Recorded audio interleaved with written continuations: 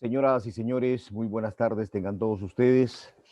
A nombre del magíster Jorge Luis Salas Arenas, presidente del Jurado Nacional de Elecciones, y del doctor José Pérez Duarte, director de la Escuela Electoral y de Gobernabilidad del Supremo Organismo Electoral del Perú, saludamos vuestra presencia y les damos la más cordial bienvenida a esta segunda sesión de conferencias descentralizadas con motivo de las elecciones generales 2021.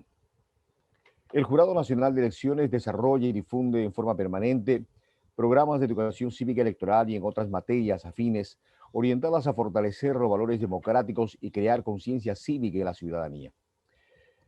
El Supremo Organismo Electoral del Perú considera que la educación es un hecho absolutamente insoslayable y es el interés particular del señor presidente de nuestra institución que en eventos de esta naturaleza se tenga una adecuada información académica en referencia al derecho electoral y su correcta aplicación, de modo que cada uno tenga el adecuado nivel de formación y acercamiento de orden humano.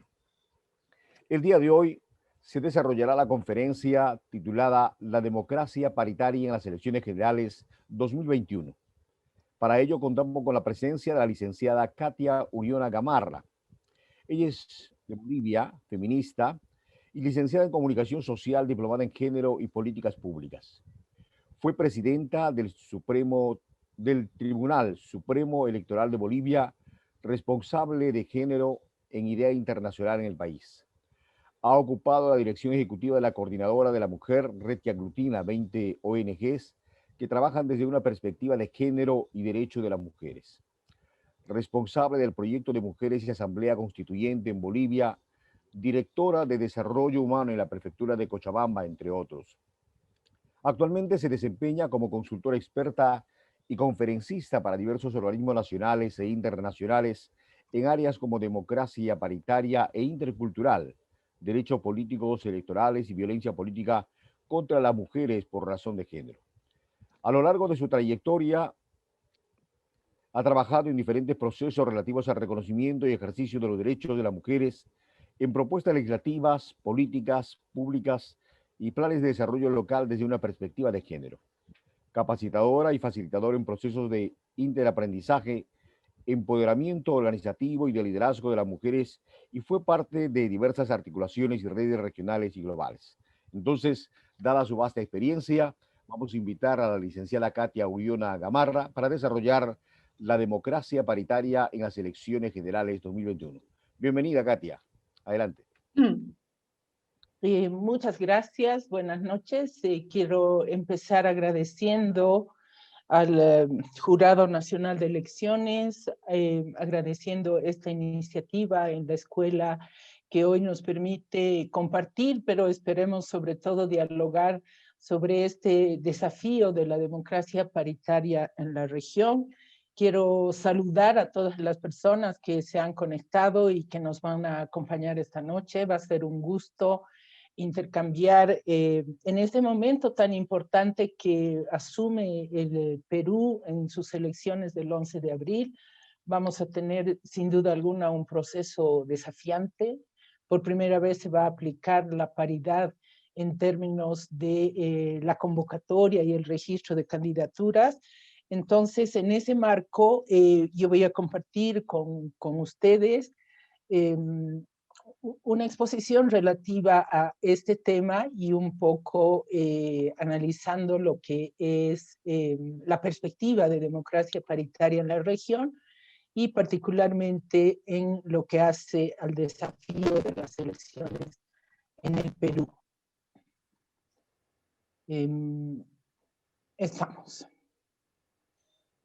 Como les digo, esta es una motivación. Esperamos que podamos dialogar y reflexionar de manera conjunta con quienes nos acompañan. Yo quiero empezar señalando que lo que ha sido el retorno a los regímenes democráticos en el país, en la región, nos ha planteado varios desafíos enmarcados en los déficits democráticos. Casi 40 años de procesos continuos en la región de ejercicio democrático, de libertades democráticas, han evidenciado y evidencian todavía lo que es unos altísimos niveles de discriminación y exclusión de las mujeres en la vida política. Sobre esta constatación, diríamos, diferentes movimientos de mujeres y feministas en América Latina se han movilizado y se siguen movilizando, diríamos, por generar una discusión, un debate en términos democráticos por la inclusión de las mujeres en términos de igualdad, porque las brechas en el ejercicio de los derechos políticos no se han dado en condiciones de igualdad. En este marco se han generado también una serie de instrumentos y mecanismos internacionales que lo que hacen es comprometer a los estados para la eliminación de estas brechas y para generar condiciones para el ejercicio de los derechos de hombres y mujeres en igualdad de condiciones.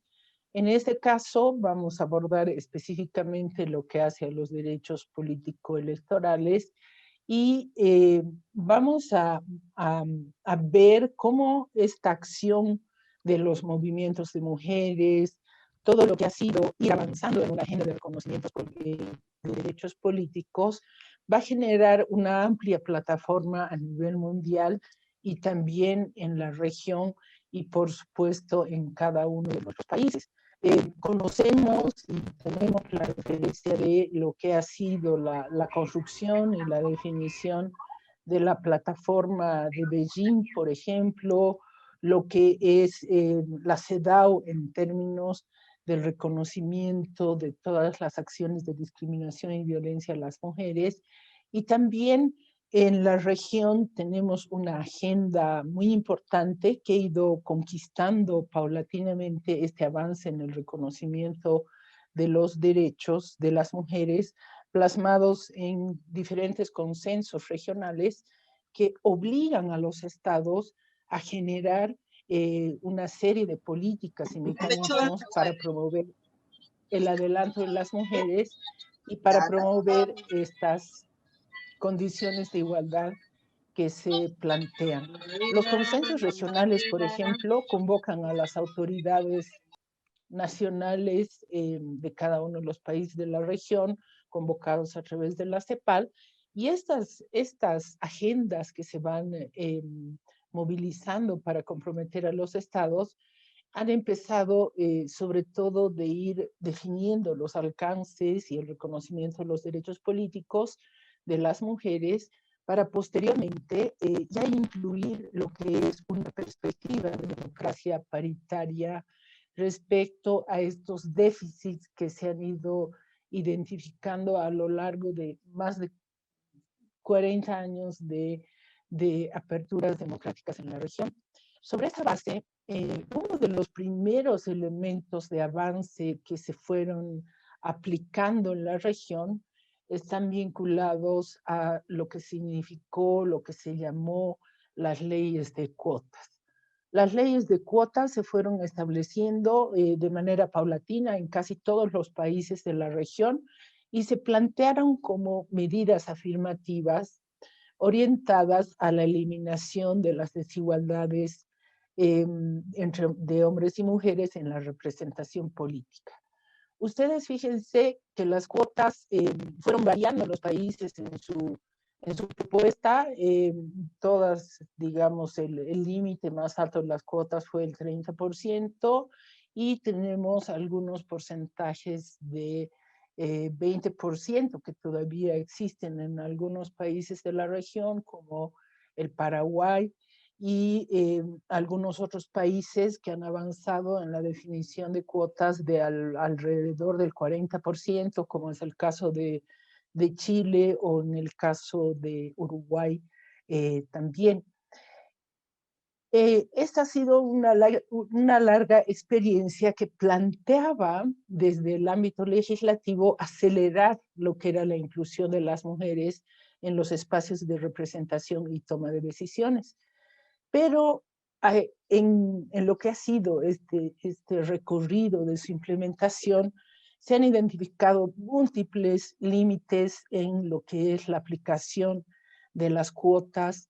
Y no me voy a detener mucho en eso, pero es importante visualizar, y los datos así lo demuestran, que las cuotas fueron utilizadas casi como un mero mecanismo de cumplimiento formal del registro de 30% de mujeres en las listas. Y una vez que se activaron las leyes de cuotas, lo que vamos a tener es que no se democratiza realmente el sistema político, y además las cuotas se constituyen, como muy bien se plantea en las elecciones regionales, en un techo, no en un piso, porque se planteaba que la inclusión de las mujeres a través de este mecanismo de acción afirmativa iba a ir permeando y abriendo lo que era este ejercicio de derechos de manera igualitaria entre hombres y mujeres.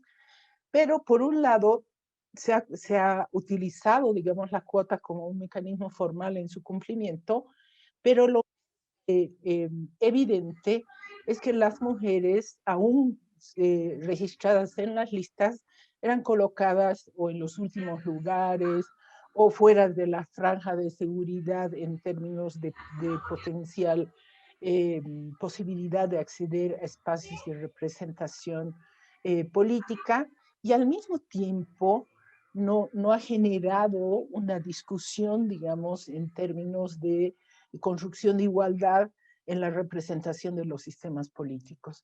Entonces, por supuesto, podemos profundizar en lo que han sido los límites de la aplicación de las cuotas en términos de este porcentaje de 30%, convirtiéndose como ya están en 30% y como un límite para no entrar a una discusión efectiva de la inclusión igualitaria de las mujeres, ¿no? Los sistemas políticos, los sistemas electorales, el cumplimiento propiamente de la legislación de las cuotas, todo esto ha ido de alguna manera está entrando al documento, veo algunas líneas por ahí.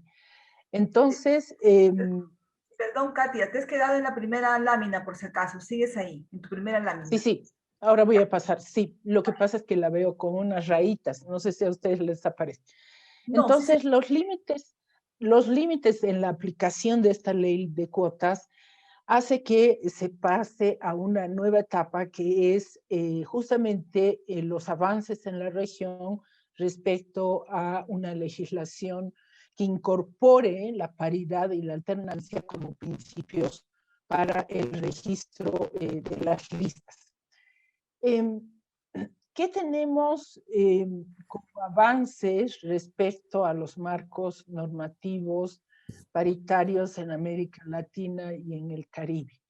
Fíjense ustedes, Costa Rica en el 2009 ya adopta una legislación paritaria y además incorpora el criterio de paridad y alternancia. Quiere decir que además de tener 50% de mujeres registradas en las listas, 50% de hombres, 50% de mujeres,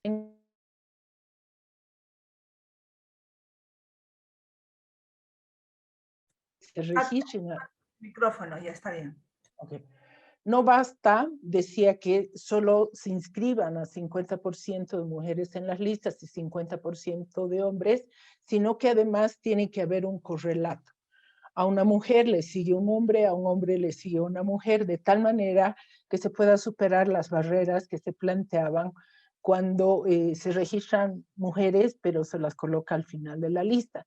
Entonces, ese criterio se va a aplicar y se va a aprobar en esta nueva legislación que está desafiando la democratización de la democracia, pero sobre todo de un mecanismo para el acceso igualitario de las mujeres también. Entonces, del 2009 al 2012, tenemos Costa Rica, Ecuador, Bolivia, Nicaragua y México, que en el 2014 adoptó una legislación de paridad, pero el 2019 incluye ya un concepto de paridad en todo, siendo en este caso México el país que cuenta con una legislación más avanzada en materia de paridad, porque establece que la paridad se debe aplicar en todos los niveles de gobierno, ejecutivo, legislativo, judicial, y también establece que tiene que estar aplicada la paridad en todos los niveles territoriales. Esto quiere decir gobiernos subnacionales, municipales, y la configuración propiamente de la representación política. Bolivia también adoptó una legislación que hace sobre todo a la composición de los ámbitos legislativos en la conformación de estos espacios a través del voto popular. Luego será Argentina, que en el 2017 va a aprobar la legislación paritaria, y miren, realmente es un avance significativo que Perú adopte también esta legislación. Es un avance significativo para los esfuerzos regionales de avanzar en materia de democratización de la representación política en la región. Y como ustedes bien saben, esta normativa se aplica por primera vez en la historia de los procesos democráticos en el Perú, ahora en las elecciones de abril. Y la otra característica, además de contar con esta regulación de paridad y alternancia, en estos países plantea lo que es la competencia electoral en caso de no cumplirse con las listas paritarias. Tienen la obligación de rechazar las listas y cada país establece un procedimiento, ya sea de reposición de candidaturas, para poder habilitarse. Hay 2 países más que han aprobado una legislación paritaria, pero no se aplica y no se cumple en la actualidad. El siguiente caso, lo que no me explico, ustedes ven las diapositivas que están con rayas. Qué cosa tan extraña, porque parece que estuviera, bueno, me apena mucho, pero porque yo estoy sobre la exposición, pero no sé por qué se han producido estas rayas ahí. Entonces, quiero mostrarles este gráfico, que es un gráfico regional, que da cuenta de cómo efectivamente las leyes de paridad han modificado de manera sustancial lo que es la inclusión de las mujeres en los espacios de representación. También tengo bulla de algunos otros micrófonos abiertos, creo, si se pueden cortar. Miren ustedes, es solamente para hacer una panorámica que nos permita ver. Ustedes tienen los países que tienen legislación paritaria, que están marcados en lila, y ustedes tienen los países en la región que están marcados en naranja, que no tienen legislación paritaria. Miren, así de extremo, este dato de la representación de Bolivia en el caso de la Cámara Baja es de la anterior elección. El nuevo porcentaje ahora es un tanto menor, porque la representación de las mujeres en la Cámara Baja actualmente es de 47%, y en el Senado es de 55,6%. Entonces, este dato para el 2000, después de las elecciones del 2020, se modifica un poco. Luego tenemos a México, que está bordeando el 50%, Costa Rica, que está en 45,6%, Nicaragua 44,6%, Argentina casi 39%, Ecuador 38%. De ahí en más, ustedes pueden ver cómo es realmente descendente los porcentajes hasta llegar a porcentajes como Paraguay, Brasil y Haití, digamos, que es el que menos inclusión de las mujeres tiene en sus parlamentos. Esta es la muestra, así como una radiografía del impacto de la aplicación de la legislación paritaria en la región. ¿Cuáles son entonces los alcances o los desafíos que se asume a la hora de aprobar legislaciones paritarias? Primero, estamos hablando de que se genera una inclusión. ¿Ven ustedes esas, discúlpenme, pero ven ustedes esas líneas que se aumentan? Ahorita ha aparecido esta nueva línea que parece que la hubiera incorporado George. Sí, disculpa Katia, ¿crees que puedas volver a compartir el documento para ver si es posible que desaparezcan estas líneas? Podría volver a entrar y salir. Haremos un intento, por favor, tengan paciencia, porque miren cómo se está... Katia, y, por favor. se puede impedir que las otras personas entren al documento, porque si no habilitas para las notas, que creo que están habilitadas, puedes impedir que entren, Ya, ¿no? vamos a tratar de ver. Voy a salir. Ok, salgo, vuelvo a entrar. Claro que sí. Ya. Un momentito, por favor. Sí, porque mi documento, ahora lo vuelvo a ver, está limpio. Está limpio. Es porque hay gente que está entrando al documento, a la exposición. Ok, hago la prueba otra vez de subir. Sí, a ver, por favor.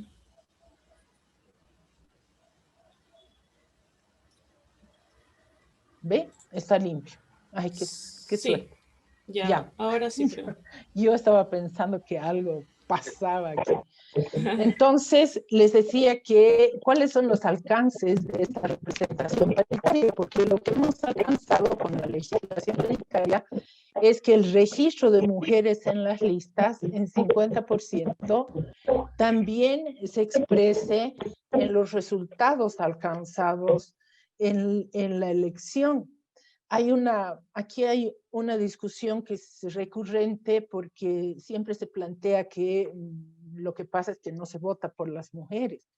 Pero estos datos nos están demostrando que cuando tú abres realmente la posibilidad de registro de las mujeres en las listas, los resultados electorales elevan al casi 50% en la mayoría de los países que han aplicado la cuota, y las mujeres ingresan a estos espacios de representación.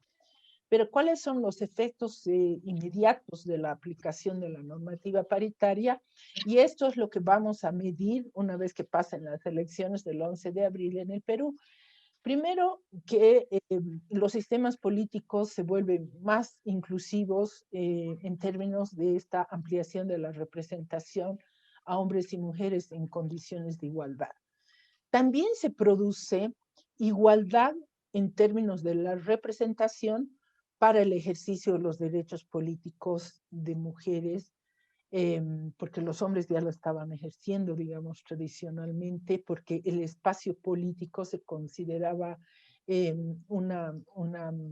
tradicionalmente masculino. Entonces, el alcance de la paridad nos permite hablar de igualdad en la representación paritaria.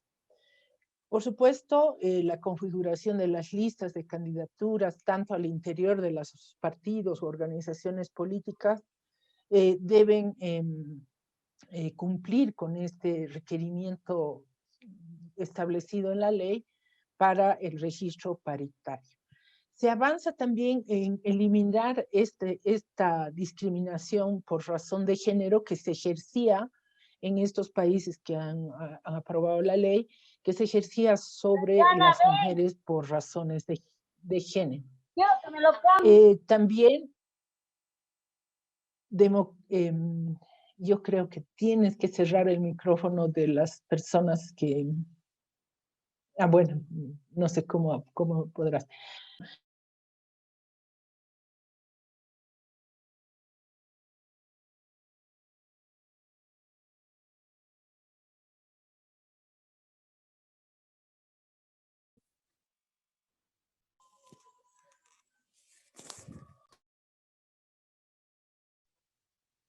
Bueno, he quedado yo más inhabilitada por el micrófono, pero ya he vuelto a conectar.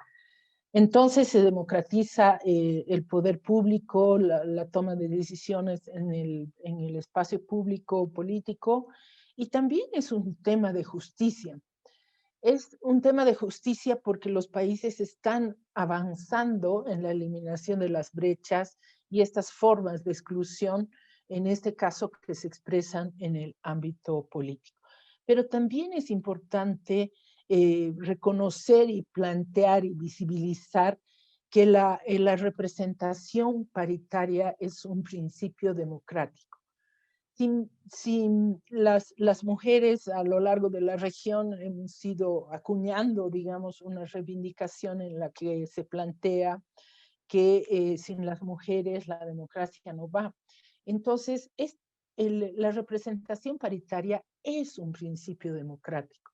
Es un principio democrático porque va a incluir la representación de la mitad de la población. Y entonces uno de los mayores déficits de la democracia, sin entrar a discutir otros, tiene que ver con cómo la población está representada en sus intereses, en los espacios de toma de decisiones, y entonces la paridad es un principio de transformación democrática que se está planteando en la región. En ese marco, ustedes realmente dan un paso y se plantea un avance histórico con la aprobación de la paridad para las elecciones en el Perú. Y seguramente conocen el alcance de esta reforma electoral, pero es importante señalar que se ha planteado que la paridad y alternancia en esta norma sea aplicada en estas elecciones. ¿Y eso qué quiere decir? Que el registro de listas de candidaturas tiene que tener un 50% de hombres y mujeres. También se plantea que en las nóminas que se presenten para presidencia y para las dos vicepresidencias, al menos una debe ser mujer. Entonces, una de tres sí debería estar registrada una mujer en cada una de estas listas. También es clara la norma cuando dice que las elecciones internas que se han realizado el pasado año en el Perú, en los partidos y organizaciones políticas, también deben integrar 50% mujeres y 50% de hombres, ubicados de manera intercalada, quiere decir manteniendo la paridad y la alternancia. Y también se plantea que para las candidaturas al Congreso, al Parlamento y al Parlamento andino, tienen que tener este criterio en el total de la lista.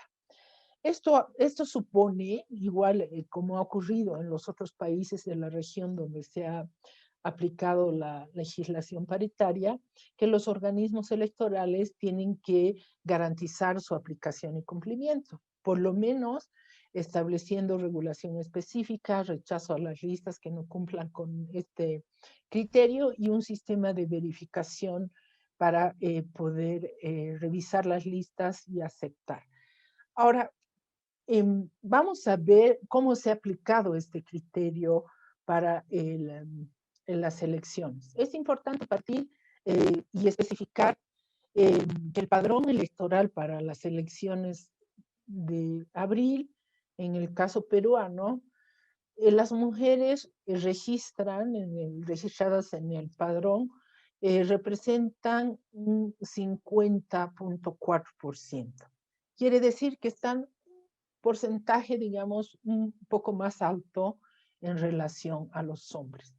Van a establecer en esta relación que, por ejemplo, las mujeres ocupan en la región, por lo menos, como un promedio de población mayor al de los hombres. En el caso peruano, para el registro del padrón, las mujeres están con un porcentaje un tanto mayor también en el registro. Ahora, ¿cómo es la relación del alcance de la paridad en las candidaturas presidenciales que se han postulado para abril? De las 20 candidaturas habilitadas a nivel presidencial, 18 están representadas por hombres y solamente 2 mujeres.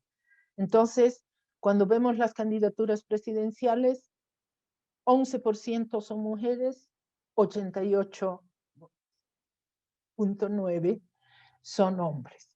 Entonces, siguiendo lo que dice la ley, después dice entre la presidencia y las 2 vicepresidencias debería haber al menos una mujer. Entonces, ¿qué sigue en relación a las candidaturas a las vicepresidencias? Y aquí tenemos que en el caso de las primeras vicepresidencias, sí las mujeres van a registrar un porcentaje mayor, 77.8%, y un 22% de registros de candidaturas de hombres. Y en las candidaturas de la segunda vicepresidencia, el porcentaje va a ser inverso. Vamos a tener 72% registro de hombres y 27.80% de mujeres. Puede existir alguna variación en los datos debido a que pueden todavía seguir produciéndose en la impugnación de candidaturas, ¿no? Pero esta es una referencia para tener un mapa global del cumplimiento de la paridad a este momento del registro de las candidaturas. En el caso del Congreso, efectivamente se reporta, se registra con datos del Jurado Nacional que existen listas con paridad y alternancia. Han sido registradas estas listas, ¿no? Tenemos 2 temas aquí que son necesarios analizar y evaluar una vez que pase también la elección para ver si el criterio de la paridad formalizado en el registro de listas va a tener un impacto en la representación a la hora de que pase el proceso electoral. Y aquí tenemos también que hacer seguimiento al registro de las mujeres encabezando las listas. Según los datos también, como les digo, pueden existir pequeñas variaciones en los porcentajes. Tenemos que de este 50% de mujeres y 50% de hombres que se han registrado para el Congreso, las mujeres que encabezan las listas solo ocupan un 22.5% del porcentaje. Y aquí, solo para visualizar el porcentaje más alto y el porcentaje más bajo, tenemos que el distrito de Ucayali tiene 43% de mujeres encabezando listas. Es el distrito que ha colocado a más número de mujeres, porcentualmente hablando, encabezando listas. Le sigue el distrito de Lima con un 40%, y luego está como el porcentaje más bajo, para ir al otro extremo, de registro de mujeres encabezando las listas, Cajamarca, el distrito con 6% de mujeres encabezando las listas. Y entonces aquí vamos a ver que si bien el criterio de paridad y alternancia genera un proceso de inclusión de las mujeres en las listas, también se presentan otras variables que es necesario analizar respecto a el lugar que ocupan las mujeres al interior de las listas, y en el caso peruano, esto del voto preferencial para evaluar las condiciones y posibilidades que tendrán las mujeres de ser electas en esta etapa. Voy un poco más rápido. ¿Cuáles son los desafíos de la paridad, diríamos, no? Una vez que, diríamos, hemos alcanzado el registro en las listas, hay nuevos desafíos que tenemos que visualizar para buscar de qué manera irlos resolviendo. Uno de ellos, por supuesto, tiene que ver con la discusión de democratización al interior de los partidos y organizaciones políticas, porque la incorporación de las mujeres en las listas tiene una base más amplia, o diríamos una fase previa que tiene que ver con el debate sobre democracia interna. Las mujeres ocupan el 50% de las directivas partidarias, las mujeres están incluidas como un principio en términos de igualdad de género y en términos de ampliación democrática en los estatutos, en los reglamentos de los partidos, en sus propias estructuras. Se incluye en las propuestas programáticas el enfoque de derechos y el enfoque de género en términos de propuestas de construcción de sociedades más justas y equitativas, y que trabajan los partidos políticos para el fortalecimiento e inclusión de los liderazgos de las mujeres desde la más amplia diversidad y pluralidad de intereses, porque las mujeres no son un todo homogéneo, en sí mismas representan diferentes pluralidades, y aquí es necesario incluir también el debate de interculturalidad y de una democracia que sea paritaria y también sea intercultural. Pero hay un cimiento a la hora que los partidos dicen, sí, pero no encontramos mujeres para que se presenten en las listas. Claro, tiene que haber un proceso previo que garantice la eliminación de obstáculos para que de manera conjunta se puedan responder a los desafíos de democratización. El otro punto que es ya es un elemento que se ha constatado en los diferentes países, por supuesto. En el Perú existen estudios que ha realizado, por ejemplo, el Centro Flora Tristán sobre el tema de violencia política contra las mujeres en razón de género. En la experiencia boliviana, que hemos alcanzado más del 50% en la representación legislativa, tanto a nivel nacional, local y municipal, vamos a ver que la resistencia más grande a la democratización que supone la inclusión de las mujeres se va a expresar en la violencia política, que está orientada a limitar el ejercicio de los derechos de las mujeres en el ámbito político, y que sobre todo está visibilizándose en la aprobación también de los países que están adoptando legislación sobre esta problemática. Bolivia va a ser el primer país que adopta una legislación específica en temas de violencia y está estableciendo, solamente hago una referencia un poco resumida, que la política se refiere a aquellas acciones, conductas, agresiones contra mujeres candidatas electas o designadas,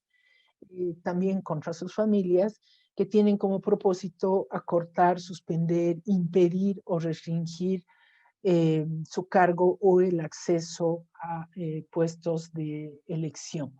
Estos son como dos ejes que debemos abordar cuando abordamos lo que es el desafío de la representación paritaria. Ahora, fíjense, una cosa es, o sea, vamos transitando, diríamos, ¿no? El proceso de la cuota como un mecanismo de reconocimiento de las mujeres en la política, el reconocimiento de la representación paritaria, que es el momento en el que ahora se encuentra el Perú, cuando las mujeres acceden a las listas de manera igualitaria, y luego debemos discutir que no es solo el hecho de que exista 50% de mujeres en las listas o 50% de mujeres en los espacios de representación, sino que se está planteando también en la región todo lo que significa un debate sobre democracia paritaria. Y en el caso boliviano, diría yo, y peruano, con esta correlación sobre que también tenemos que discutir e incluir la perspectiva intercultural en términos del desafío democrático para nuestros países. En este sentido, también quiero mencionar que existe una propuesta que se llama Norma Marco para el alcance de la democracia paritaria en la región, que ha sido trabajada por mujeres y el Parlatino, y aquí está planteando que una vez alcanzada la democracia, la representación paritaria, el contenido de esa representación incluyente también tiene que llevarnos a una discusión sobre lo que significa lo que se ha planteado como igualdad sustantiva.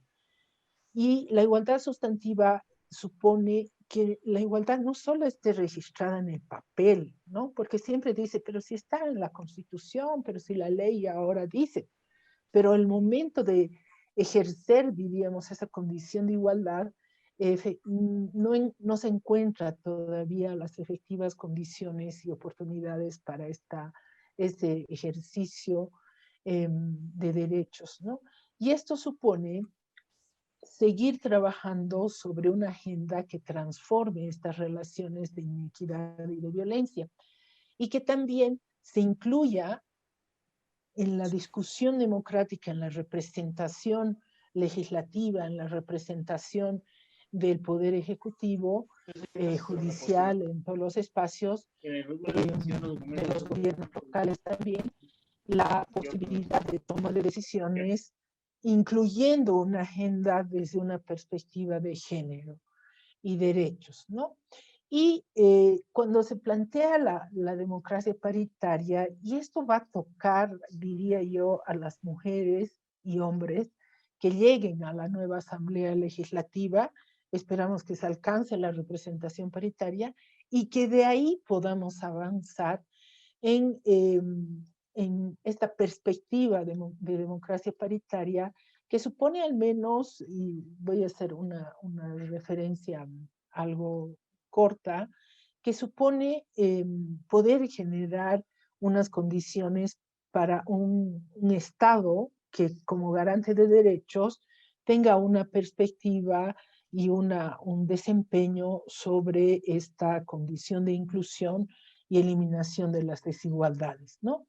Esto supone también el establecimiento de un nuevo contrato social y una nueva forma de organización de la sociedad para erradicar todas las formas de exclusión estructural, en particular hacia las mujeres y las niñas.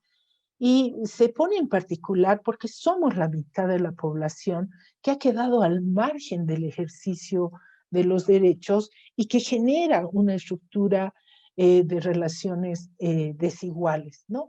Se plantea un nuevo equilibrio social entre hombres y mujeres en los que ambos podamos contraer responsabilidades compartidas tanto en la esfera pública y en la esfera privada. Porque como se asumió que las mujeres pertenecían a la esfera privada y los hombres a la pública, parece que este espacio que se había divorciado en términos de encasillar responsabilidades diferenciadas en este ámbito, entonces se está planteando que ambos espacios tienen que democratizarse. Corresponsabilidad, no voy a entrar a la discusión de toda la responsabilidad del cuidado que ha puesto en evidencia la crisis del COVID, pero tiene que ver con que en ambos espacios, hombres y mujeres tienen que compartir responsabilidades y ambos espacios deben democratizarse en términos de decisiones, de responsabilidad, de perspectiva de construcción de sociedades equitativas. Y finalmente, tiene que ver con cómo generamos condiciones equitativas, también con diferentes representaciones en la sociedad en términos de etnicidad, en términos de poblaciones indígenas, afrodescendientes, poblaciones LGBTI, todas estas formas que generan diferentes expresiones de desigualdad puedan ir generando una construcción democrática diferente en nuestra región. También la democracia paritaria plantea reformular la concepción de poder político como un espacio compartido entre hombres y mujeres, no un espacio que se creía o culturalmente se reproducía, debía excluir a las mujeres. Y en definitiva, entonces, el avance de la cuota a la representación paritaria y a un enfoque, una perspectiva como un nuevo paradigma de democracia paritaria e intercultural en este caso, está planteando que tengamos la posibilidad realmente de que la llegada de las mujeres a la política, ponga en el debate público, en el debate político, sus agendas, sus visiones, sus propuestas, y estas visiones y propuestas contribuyan a construir estados, sociedades, democracias paritarias e inclusivas e igualitarias. Ese es el mayor desafío, diríamos, en términos de esta perspectiva que se está construyendo de acción política movilizada de las mujeres, pero sobre todo desafiando a los sistemas políticos y sistemas democráticos y sistemas electorales en consecuencia, para que la paridad es un principio de inclusión democrática, alcanzar el 50% de representación y nos permita pasar a la construcción de estas sociedades, de estos estados con inclusión y con igualdad. Les agradezco mucho, ahí me voy a quedar, porque en realidad cada uno de los aspectos que he mencionado pueden tomarnos elementos de profundización mayores, pero quería plantear esta perspectiva democrática, pero el desafío que va a asumir el Perú con esta su nueva elección, que ojalá se traduzca en representación paritaria también, y que nos permita ir avanzando después de alcanzar una voz pública, la democratización del poder público y la democratización de una agenda de sociedad que queremos construir hacia esta perspectiva de democracia paritaria e intercultural, sin duda alguna, en nuestros países. Muchas gracias. Les dejo ahí también mi referencia, estoy a su disposición. Esto es algo que nos permite aportar si podemos dialogar de manera permanente entre todas y todos. Muchas gracias, con eso termino. Bien, muchas gracias, licenciada Katia Uriona Gamarra, en el desarrollo del tema la democracia paritaria en las elecciones generales. Sin lugar a dudas, es todo un reto entonces la democracia paritaria de carácter inclusivo, igualitario. Vamos a invitar para los comentarios a la licenciada Paloma Rodríguez Umar. Ella es licenciada en Historia por la Pontificia Católica de Chile, también es pedagoga por la misma Casa de Estudios y magíster en Historia con mención en Estudios Andino por la Pontificia Universidad Católica del Perú. Organizadora e integrante del grupo promotor de la Asociación de Historia de las Mujeres y Estudios de Género en el Perú. Interesada en los estudios de género e historia de las mujeres en la época colonial y republicana. Contribuyó a realizar el programa del curso Género y Sociedad en la Universidad Nacional Mayor de San Marcos y también ha sido docente de dicho curso. Actualmente se desempeña como docente en la Universidad Peruana de Ciencias Aplicadas. Vamos a invitar entonces a la licenciada Paloma Rodríguez Umar para los comentarios sobre este evento. Adelante, buenas noches. Buenas noches, Carlos. Muchas gracias. Gracias a todo el equipo por la invitación, a Manuel, por la exposición de Katia, que ahora yo voy a comentar. Voy a compartir también un PPT. ¿Se ve, verdad? Sí. Sí, se ve. Ya. Yo, bueno, rápidamente. Hay muchas cosas que con Katia vamos a coincidir y voy a comentar, pero también habíamos dicho como, bueno, yo soy chilena, vivo en Perú hace ya 6 años, pero de acuerdo a lo que pasó, si pueden también los micrófonos, del año pasado, en Chile, bueno, desde el 2018 ya en el tema de los movimientos de mujeres, ¿no? Del feminismo, en la región Argentina también partió el 2016, ¿verdad? Bien fuerte con el Ninguna Menos. De ahí en adelante, ese movimiento, ¿cierto? El activismo feminista, digamos, también ha derivado a lograr políticas públicas, ¿no? En el caso de Chile, por ejemplo, con el estallido social del 2019, se evidenció mucho protagonismo de las mujeres, ¿no? Como se puede ver acá en esta imagen, las calles, ¿verdad? De todas formas se rayaron de varias maneras, ¿no? Hay muchas que son artes, grafitis, o acá como pueden ver stencil, ¿no? Y acá se representa el simbolismo de la violencia en general contra los manifestantes, pero también muchas hacia las mujeres, ¿no? bueno, rápidamente, ya en 2018 en Chile hubo un movimiento muy fuerte, académico también, ¿no? Activista, sobre las universidades, ¿no? Mujeres que, por ejemplo, reclamaban lo que se llamaba el currículum oculto, que tiene que ver con estas ideas también desde la educación, ¿no? De los roles de género, o contra los abusos, que también en Perú se ha hecho, ¿cierto? Para seguir los casos de abusos, hostigamiento en las universidades, hacia las estudiantes o colegas, ¿no? Profesoras. Entonces, en 2018 ya viene un feminismo bastante fuerte, ¿no? En cuanto a demandar, sobre todo en la esfera de la educación, ¿no? Que venía un poco de rezago del 2011, que fue el movimiento estudiantil bien fuerte en Chile, que se hablaba de una educación gratuita y de calidad, ¿no? Entonces las mujeres dicen también ahí, para que una educación sea de calidad, tenemos que estar también nosotras, ¿cierto? Las mujeres representadas, no tener miedo, y que no haya abuso de poder de parte de los hombres hacia nosotras, ¿no? Cuando parte el estallido, también las mujeres van a ser, como les dije, protagonistas. Y ya el 15 de enero, ¿no? Del año pasado se registró bastantes casos de violencia y acoso sexual contra las mujeres en las comisarías, ¿no?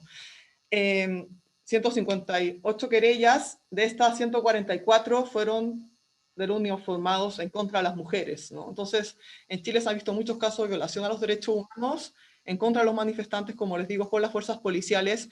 Y lo que ha pasado acá en Chile es que sale a luz, ¿verdad? Digamos, muchas heridas que se tenían de la dictadura. Como bien dijo Katia, ya desde los 90, ¿verdad? Hay una apertura en la región, ¿no? A regímenes democráticos, pero en Chile se ve que en realidad hasta la Constitución que nos rige ahora, que es la del 80, fue hecha en una dictadura, ¿no? Obviamente rezagados muchos sectores políticos y sobre todo también las mujeres.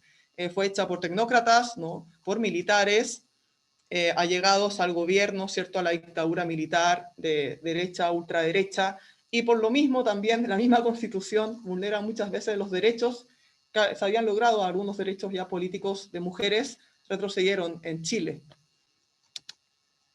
Y uno de lo que más se ha visto, incluso en Perú, también se ha representado y ha dado la vuelta a todo el mundo, ¿no? Fue el movimiento de las tesis, que, como bien decía también Katia, ¿no? Este tema de la violencia política o la violencia simbólica y estructural en general en contra de las mujeres, ¿no? Como les digo, desde la educación, ¿no? Hay estudios también que muestran, incluso en Perú, ¿no? Como en algunas escuelas rurales o en general, las mujeres son las que tienen que limpiar los salones de clases, ¿no? Los hombres generalmente se sientan más adelante o hablan más. Todo eso tiene que ver también con una estructura, ¿cierto?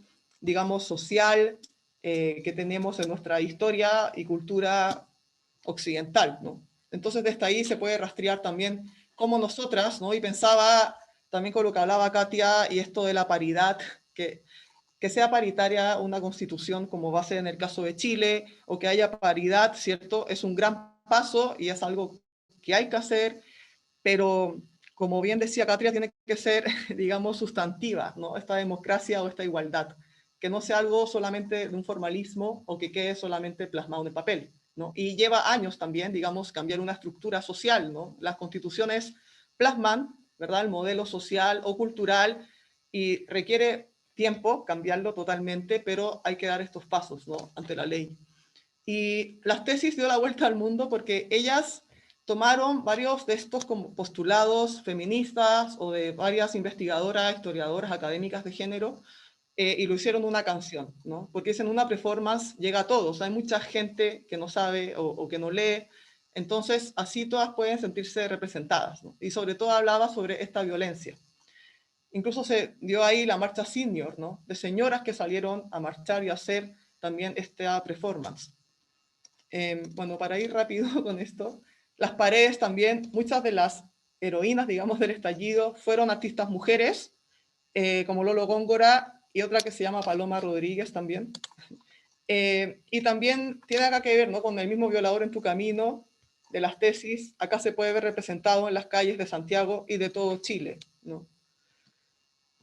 También algunas demandas como el aborto, que ahora se está viendo en Argentina, ¿no?, que se puede ver acá con el pañuelo verde. Entonces, en el estallido en Chile fue una ebullición de muchas demandas colectivas, ¿no?, pero digamos diferentes, ¿no?, que se juntaron en querer cambiar y ver qué quieren otro Chile, ¿no?, que sea más democrático el ingreso a la salud, a la educación, ¿verdad?, el rol del Estado, Y también, obviamente, como les digo, las demandas de las mujeres, ¿no? ¿Dónde están las mujeres? ¿Por qué, por ejemplo, el derecho al voto fue un primer proceso histórico, ¿no? Que logramos hace poco en la región, ¿no? En el siglo XX, pero eso nos ha visto el correlato de, por ejemplo, lo que vemos acá, la representación política o en las estructuras de poder, ¿no? Que es lo que queremos lograr ahora. Por ejemplo, y también lo que hablábamos de la etnicidad, ¿no? En Chile también se está cuestionando mucho, como en Bolivia y en Perú, hay más, ¿cierto?, población indígena. Bolivia, de hecho, ha logrado incorporarlos bastantes, ¿no?, en la Constitución plurinacional. En Chile ha salido el tema de los mapuches, ¿no?, que también sufren bastante represión política y militar en el sur de Chile. Entonces también se está reivindicando hasta otras mujeres, ¿no? O también la ley de identidad de género, que también, como decía Katia, tiene que ver, por ejemplo, con la comunidad LGTBIQ+, ¿no?, las minorías sexuales, las disidencias. Entonces, para que se hable de una democracia, digamos, más integral o real, se tienen que articular, digamos, incluir a todos los sectores que han sido excluidos, ¿no?, históricamente. Y también dentro de en Chile, bueno, el estallido fue el 2019 y se aprobó, ¿cierto?, el pasado 25 de octubre, el apruebo, ¿no? Se sometió a un plebiscito luego de esta ebullición social, ¿no?, democráticamente, y se llegó a través de esto a querer cambiar la Constitución, ¿no?, que era la opción apruebo, cambiarla. Y como les digo, estas artistas que han salido a las calles, ¿cierto?, a plasmar su arte, a mostrarlo, a hacer una especie de muralismo de las demandas colectivas, también tenían, ¿cierto?, a la mujer como en el eje de esta nueva Constitución, ¿no?, y del apruebo. Y también se tenía que votar por convención mixta o convención constitucional, ¿no?, que tiene que ver también con el rol de las mujeres. Porque ganó la convención constitucional, ¿cierto?, que va a ser democrática, que van a participar, se va a elegir, todos pueden postular, ¿cierto?, quiénes van a redactar esta constitución, que son personas del pueblo y no los políticos, ¿no?, de siempre. Si hubiera sido mixta, era una cuota de políticos, ¿cierto?, de senadores, diputados, y otra de civiles, digámoslo así, pero se votó la constitucional. Y esto también era importante para que se lograra la paridad de género, que se logró, ¿no?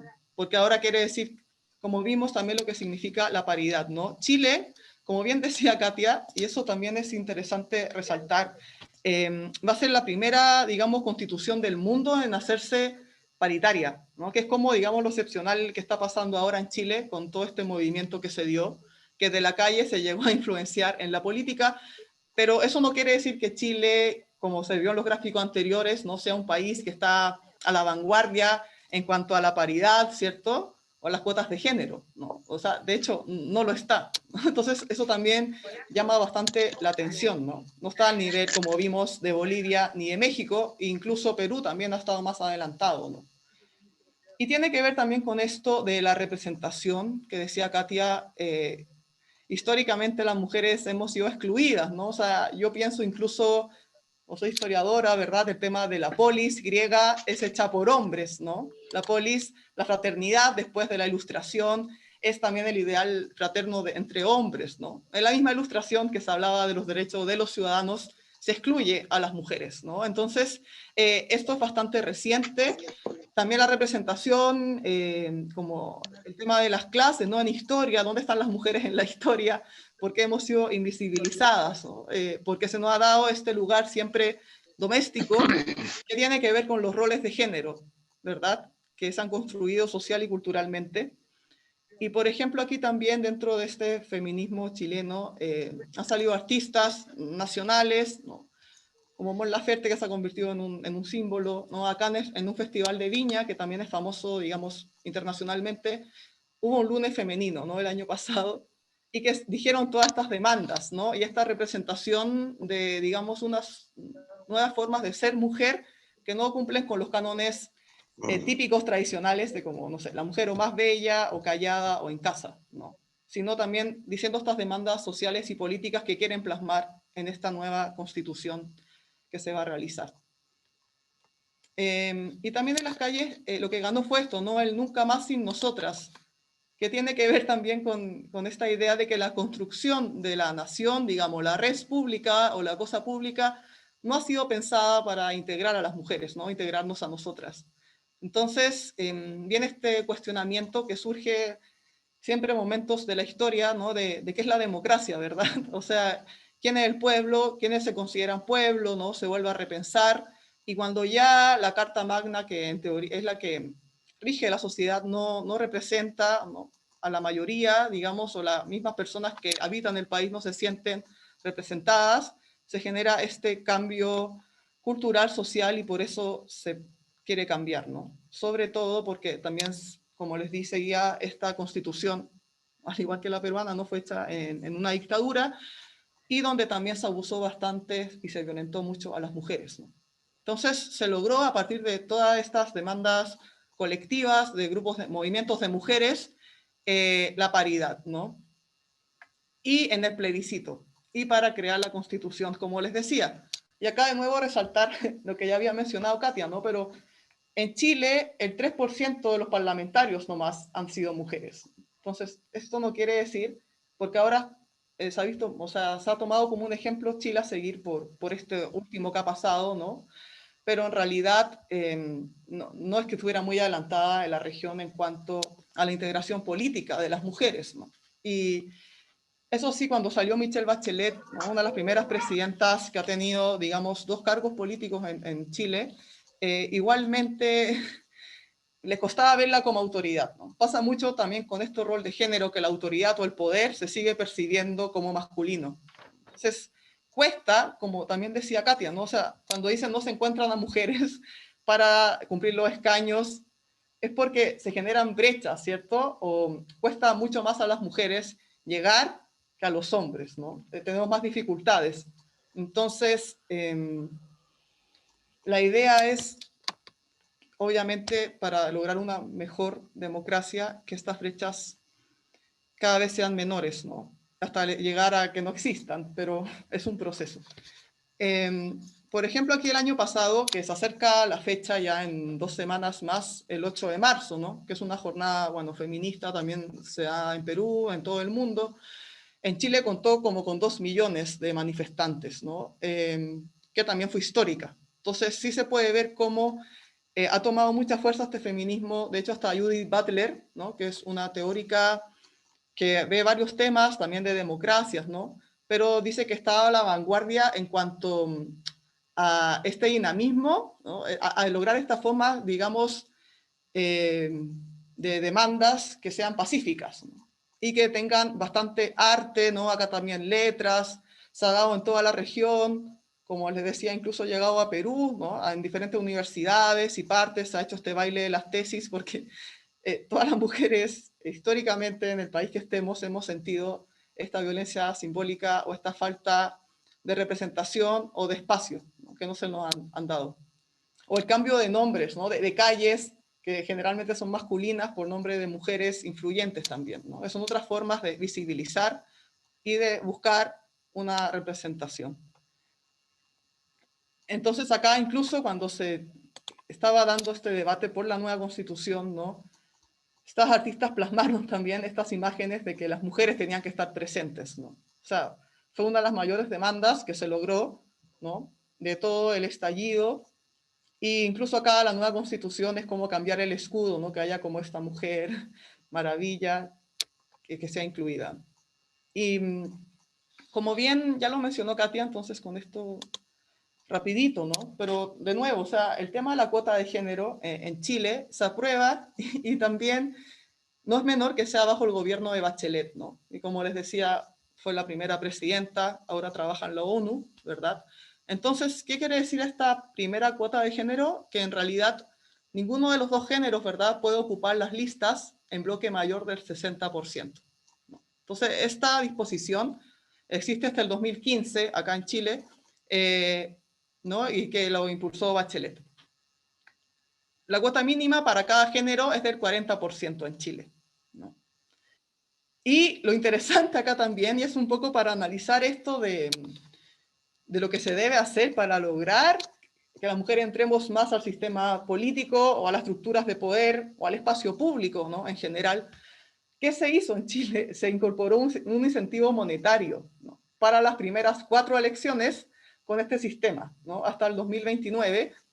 Entonces, cada candidata electa del partido que va a ser electa va a recibir, ¿no?, parte del Estado $20.000 para invertir en formación de candidatas y fomentar su participación política, ¿no? Pero incluso tuvo que haber un incentivo, digamos, monetario para lograr esto.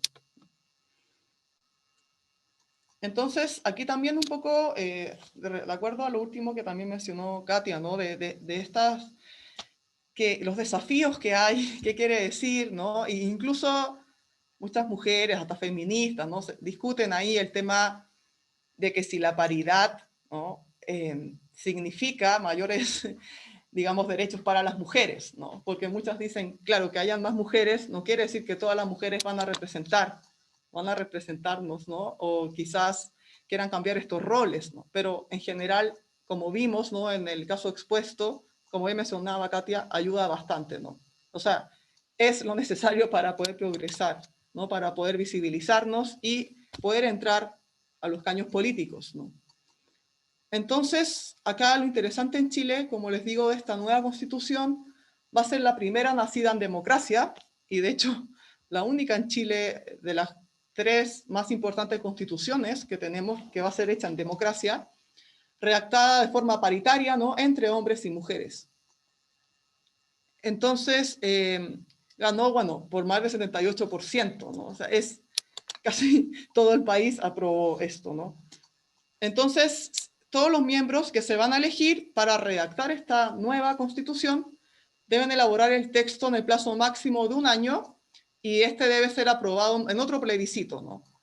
Entonces, en general, se puede dar hasta el 2022, porque después, primero se tiene que realizar, ahora, igual que en Perú, las elecciones son del 11 de abril, para elegir a los constituyentes, ¿no?, quienes van a redactar esta carta, y tienen 9 meses o pueden tener prórroga de hasta 12, ¿no?, 1 año para realizar la nueva constitución, y luego se somete a otro plebiscito de si se aprueba o no. Entonces, igual es un proceso, digamos, no tan rápido, pero que ya está en vías de realizarse. Y también, como mencionaba Katia, ¿no?, en general en Chile y en el mundo las mujeres, ¿no?, somos la mitad de la población acá, el 52%, ¿no? Entonces, ¿cómo se puede hablar de una democracia, ¿no?, realmente cuando la mitad, ¿no?, está siendo incluida, ¿no? Entonces, ahora, con estos movimientos, ¿no?, de mujeres, de género, incluso con las redes sociales, que ahora se visibiliza más, ¿no?, con la educación, se empiezan a ver, ¿no?, estos sesgos que han habido, o cómo nuestras democracias todavía le falta bastante para llegar a tener esta igualdad ante la ley, ¿no? Y yo pensaba, como también decía Katia, no solamente entre hombres y mujeres. ¿Qué pasa con estas minorías sexuales, ¿no?, con la etnicidad? O cuando hablamos de mujeres, ¿qué mujeres, no? Porque también existen privilegios dentro de los géneros, ¿no? Entonces, bueno, acá, esto es muy rápido, ¿no?, pero otro estudio, ¿no?, que vio el tema de la desigualdad de género en Chile en las empresas, por ejemplo, ¿no? Entonces, en las gerencias de primera línea, el 80% de los puestos son ocupados por hombres y solo el 20% son ocupados por mujeres, ¿no? En los directorios, los hombres son el 89%. Y como les digo, eso se puede extrapolar a cualquier esfera pública, ¿cierto? Igual que podemos ver en la universidad, ¿cierto?, cuántas decanas mujeres hay, cuántos profesores hombres por mujeres también, ¿no? Y ahí empezamos a ver estas desigualdades. Y lo otro interesante que se está planteando acá, ¿no?, las, digamos, abogadas constitucionalistas, etcétera, mencionan también que en la Constitución del 80, ¿no?, de Pinochet, no se habla de la violencia, no existe la palabra violencia referida a las mujeres, ¿no? Entonces, solamente aparece una vez, ¿no?, para referirse a la declaratoria de inconstitucionalidad de partidos, ¿cierto? Los partidos de izquierdas que fueron, digamos, declarados inconstitucionales, pero no se hablaba de esta vulnerabilidad femenina que se debe ahora admitir, ¿no?, en una nueva Carta Magna. Porque esto ha alcanzado, ¿verdad?, como ya se habla ahora de violencia de género, más que de violencia intrafamiliar, ¿no? Este tema también, como les decía, el currículum oculto, como algunas carreras se han visto más para mujeres, otras que son para hombres, cuando en realidad no tiene por qué ser así, ¿no? También, como mencionaba Katia, sin entrar en detalles, pero este tema del espacio público y el espacio privado, ¿no? O sea, cómo ha afectado en la pandemia, cómo se ha visibilizado mucho más fuerte en la pandemia con las tareas o las labores de cuidado que se dice, ¿no? Que naturalmente, históricamente, se han naturalizado como que son las tareas de las mujeres. Entonces, muchas mujeres que tienen que trabajar desde sus casas, ¿no? También deben atender a las labores del hogar, ¿no? A sus hijos, las tareas, y muchas incluso han tenido que renunciar, y se ha visto un retroceso en muchos países, ¿no? De esta igualdad que se buscaba entre géneros con la pandemia. Entonces, ahí se manifiesta cómo a nivel social y cultural se da esta exclusión de las mujeres, ¿no? A que no tomen las decisiones del espacio público, que es muy necesario.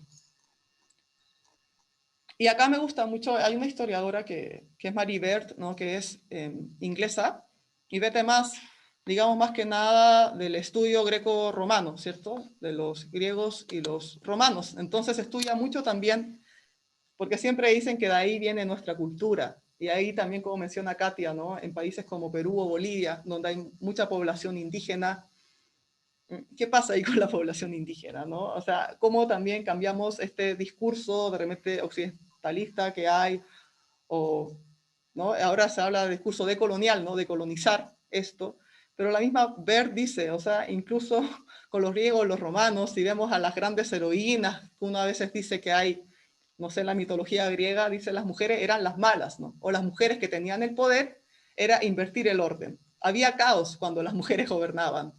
O vean a Medusa, ¿cierto? Ahora hay una reivindicación también feminista de estas heroínas, de estas diosas, pero en general ella dice, no era bueno ver a estas mujeres, estaban desempeñando un rol del hombre, ¿no? Y Mary Beard también dice que la oratoria, ¿no? La oratoria griega y romana es una cualidad del hombre. Y ahora hasta incluso ahora pasa. Por eso cuando una mujer habla dicen que tiene voz femenina o un hombre voz femenina es objeto de burla, ¿no? Hay muchos otros ejemplos que se pueden dar, pero tiene que ver con este tema del discurso, del poder hablar y de sacar la voz, que hace muy poco se ha empezado a salir las de las mujeres, ¿no? Y lo que dice Bert, dice que hay que reflexionar entonces, y un poco también lo que decía Katia, ¿no?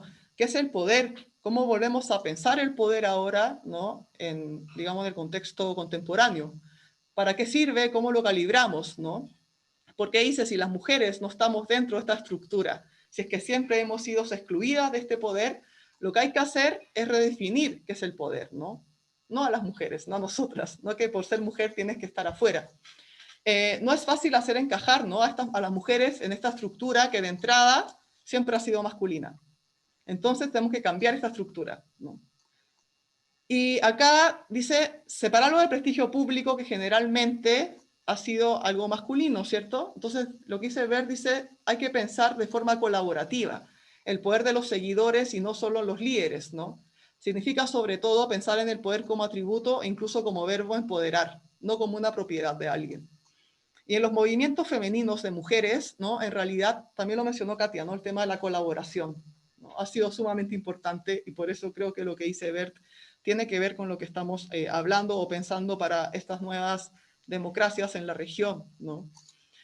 Y bueno, Butler también habla, como les mencionaba, de esto, ¿no? De esta nueva forma de pensar en tácticas, estrategias para visibilizar esta violencia a la que hemos sido víctimas como mujeres, ¿no? En esta invisibilización, en esto de salir, tomar la calle, ¿no? Hacer cantos, hacer performance que no violentan, pero también fueron muchas perseguidas. De hecho, las tesis, los carabineros de Chile le pusieron una querella, ¿no? Que no ganaron, pero sí trataron de perseguirlas también ante la justicia por hacer este cántico de las violencias estructurales que hemos sufrido.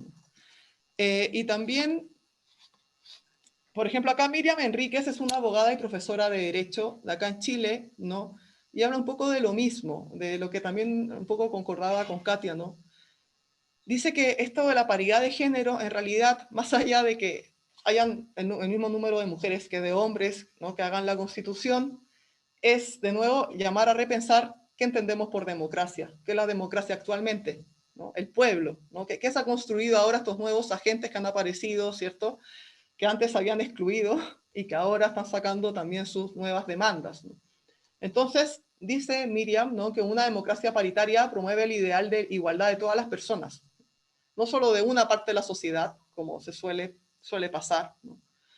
Y especialmente, también como mencionaba Katia, ¿cierto?, que decía la ONU, entre hombres y mujeres, ¿no? No solo también, como mencionaba Katia, desde una perspectiva formal, sino real y sustantiva. Entonces, la democracia no solo puede ser entendida como un mecanismo de adopción de decisiones basado en la regla de la mayoría, como ha sido generalmente, sino como un espacio en el que deben acceder y compadecer a adoptar decisiones de forma equilibrada hombres y las mujeres. Además, es responsabilidad del propio sistema democrático asegurar las condiciones para que dicha presencia ocurra, que también era lo que mencionaba Katia, ¿no? O sea, este sistema tiene que permitirlo, porque todavía para las mujeres es mucho más difícil llegar, ¿cierto?, que digamos, al mismo poder opuesto que a un hombre, ¿no? Probablemente los intereses de las mujeres que resulten electas en la Convención Constituyente, ¿no? Porque esto también tiene que ver con este debate que se da de repente, ¿no? Que dicen, no porque haya más mujeres quiere decir que va a ser, digamos, una democracia real, sustantiva, que integra a las mujeres, ¿no? Pero también acá dice, bueno, puede ser, obviamente, que no todas las mujeres van a coincidir, ¿no? Serán un grupo diverso, heterogéneo, de la ideología, del partido, ¿no? También va a estar condicionado por la clase, cultura, religión, lo que también se puede hablar por la interseccionalidad, ¿verdad? Los diferentes tipos de mujeres que existen, ¿no? Pero pese a esta diversidad de intereses, posiblemente las convencionales constituyentes llevarán al debate constitucional sus propias experiencias de vida, que en algún punto dejarán de ser individuales y serán trayectorias compartidas de discriminación en el ámbito tanto civil, social y político, por el mero hecho de ser mujeres. Entonces, un poco acá concordar también con lo que decía Tania, que hay estudios, ¿no?, cuando ella también menciona que el 50%, ¿no?, de los países que han adoptado, ¿cierto?, estas medidas de aplicar la paridad y la alternancia, han incorporado la paridad, también han logrado una mejor democratización del poder público, ¿no? Entonces, obviamente sí es importante. Incluso acá se dio un debate, digamos, de la derecha tradicional, que es la que ampara la constitución hecha por Pinochet, ¿no?, el partido de la UDI. Eva Monbarés, mujer, ¿no?, decía, las mujeres también representan los intereses de los hombres y los hombres los de las mujeres. Y esto lo decía negarse a aprobar la paridad, ¿no? También fue histórico que después terminaron cediendo muchas mujeres de derecha a aprobar la paridad, pero en un minuto hubo una rencilla ahí. Entonces, de nuevo ver estos temas de que a veces no todas las mujeres están a favor, o se piensa esta idea de que se dice mucho, ¿no?, que uno tiene que llegar por sus méritos, ¿no?, que claramente está bien, pero a nosotras se nos ha sido negado entrar al sistema público, ¿no?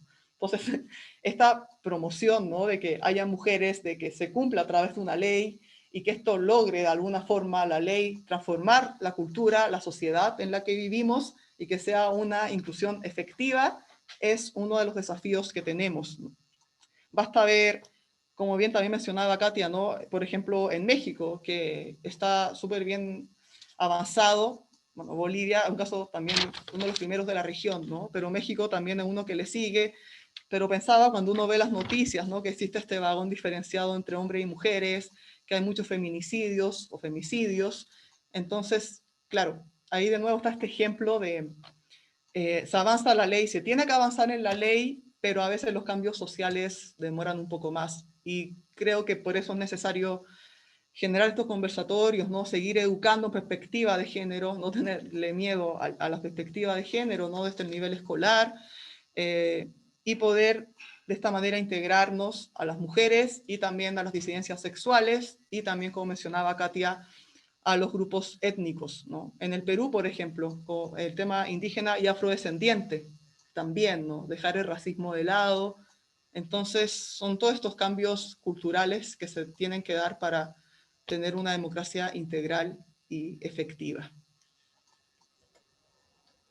Bueno, ahí ya voy a quedar para no pasarme del tiempo. Bien, muchas gracias, Paloma, por tu participación y por tus importantes comentarios respecto a la democracia paritaria en las elecciones generales 2021. Y bueno, antes de concluir, solamente queremos alcanzarle una inquietud a la expositora Katia Uriona Gamarra. Precisamente, ¿qué país de la región tiene el marco normativo más avanzado respecto a la paridad de género?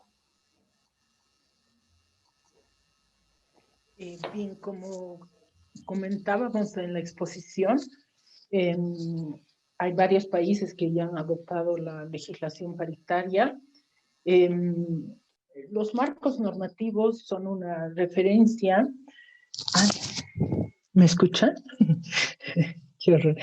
Sí, Ahora sí. Yo decía que los marcos normativos son una referencia. En 5 países ha sido efectivo su alcance. El país que más ha avanzado en esta materia, en los resultados que ha obtenido en el anterior periodo legislativo, porque ya vamos 2 periodos en el cumplimiento de la paridad, ha sido Bolivia, en la primera etapa alcanzando un 53% de representación de mujeres. En esta nueva etapa, las elecciones han sido en octubre del 2020. Tenemos este avance en la aplicación de la norma, 55.6 mujeres han sido electas senadoras y 47% como diputadas. Le siguen, decíamos, México, que llegó con un 48% a efectivizar la paridad en su Congreso, luego Costa Rica y Argentina. Vamos a ver ahora cuál es el resultado de la aplicación de esta nueva norma en el caso peruano. Esperamos que va a transformar de manera significativa los espacios de representación, pero sí hay 2 criterios, o hasta 3. En el caso boliviano se aplicaron el criterio de paridad horizontal y paridad vertical, y esto tiene que ver con varias discusiones. Una, por ejemplo, que no hay tanto problema cuando las listas son cerradas y en correlato se puede inscribir a una mujer y un hombre. Esto tiene que ser de cumplimiento obligatorio y los organismos electorales, como garantes de derechos políticos electorales, deben garantizar que se cumpla. La otra discusión se genera en circunscripciones uninominales. En el caso boliviano, la mitad del Congreso se elige por listas partidarias y la otra mitad por circunscripciones con voto directo a las candidaturas. Entonces, en el caso de las circunscripciones uninominales, la discusión era y cómo sobre una sola persona se aplica el criterio de paridad. Entonces sí, ahí se asume desde la normativa un criterio en que si un partido va a inscribir, digamos, 20 candidaturas uninominales, estas deben estar encabezadas 10 por mujeres y 10 por hombres, ¿no? Y también hay una previsión en la norma que plantea la relación de encabezamientos de las listas.